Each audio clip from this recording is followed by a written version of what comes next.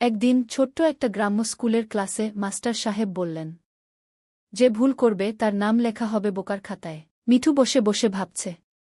তার সামনে সাদা কাগজ, পাশে রং পেন্সিল। সে কি আঁকবে? কিভাবে নতুন কিছু করবে?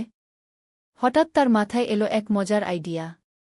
সে আঁকল একটা টিয়া পাখি, কিন্তু সেটার ছিল 3টা চোখ। মিঠু খুশি মনে ছবি আঁকল, যেন সে নিজেই এক আবিষ্কারক। ছবিটা দেখে বাকিরা হো হো করে হাসতে লাগল। মাস্টার সাহেব রেগে গেলেন। তিনি বললেন, এটা কি করেছ তুমি? ঠিক তখনই ক্লাসে এলেন এক চিত্রশিল্পী অতিথি।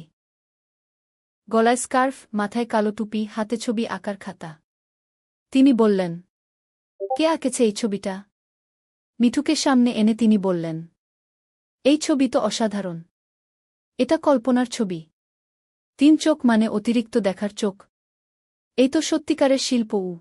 ভুল করে শেখা কখনোই বোকামি নয়, বরং সাহস। সব বাচ্চা হাততালি দিল।